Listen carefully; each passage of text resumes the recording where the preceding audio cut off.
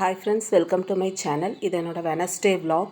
Wednesday vlog இன்னைக்கு பார்த்தீங்கன்னா கொஞ்சம் full day vlog மாதிரி எடுத்திருக்கேன். ஏன்னா ஈவினிங் நானும் என் சிஸ்டரும் ஷாப்பிங் போனோம்.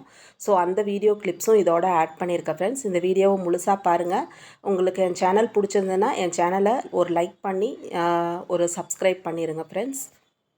வெளியெல்லாம் போயிட்டு வந்து ஈவினிங் வந்து மாவாட்டி வைக்கலான்னு சொல்லிட்டு மார்னிங்கே அரிசி ஊற வச்சுட்டு போயிருந்தேன் ஃப்ரெண்ட்ஸ். வழக்கம் போல் ரேஷன் அரிசி தான் ஊற வச்சுருந்தேன்.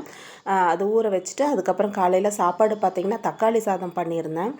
திடீர்னு தக்காளி சாதம் சாப்பிட்ணும் போல் இருந்தது. அதனால் தக்காளி சாதம் பண்ணலாம் அப்படின்னு சொல்லிட்டு பண்ணிகிட்ருந்தேன்.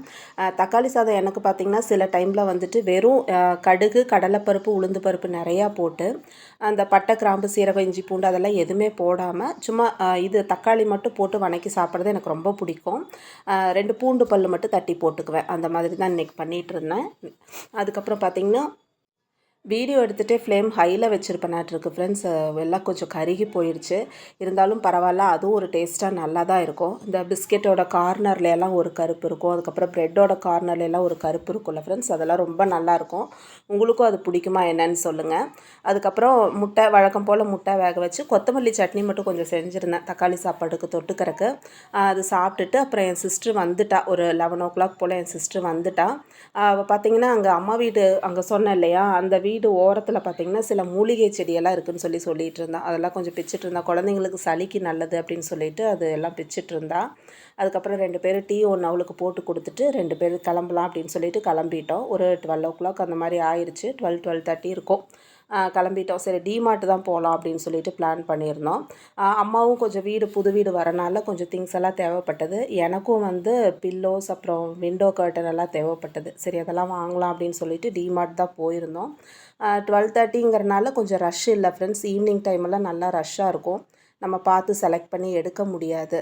அதனால் சரி இந்த டைம் போனோம்னா ரஷ் இருக்காது அப்படின்னு சொல்லிட்டு பொறுமையாக பார்த்து செலக்ட் பண்ணலாமே அப்படின்னு சொல்லிட்டு நாங்கள் கிளம்பிட்டோம்.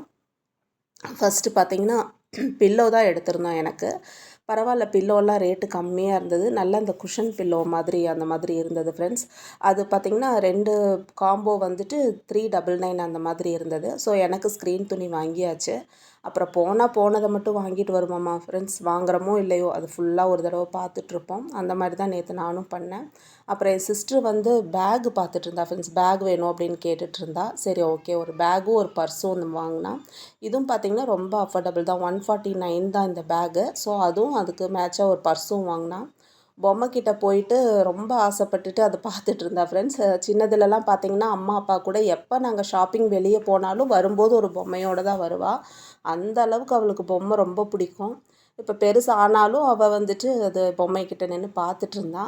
அதுக்கப்புறம் நம்மளுக்கு பிடிச்ச ஸ்பாட்டான ஆனந்தா ஸ்வீட்ஸ் அண்ட் ஸ்நாக்ஸ் வந்திருந்தோம் ஃப்ரெண்ட்ஸ். சரி அங்கே எதாவது சாப்பிட்டு போகலாம் அப்படின்னு சொல்லிட்டு வந்திருந்தோம். ஸ்வீட்ஸு, கேக்கு தான் எதாவது சாப்பிட்ற மாதிரி இருந்தது. பட் 2 மணி 2:30 ஆயிடுச்சு நாங்கள் ஷாப்பிங் எல்லாம் முடிச்சுட்டு வரக்கு.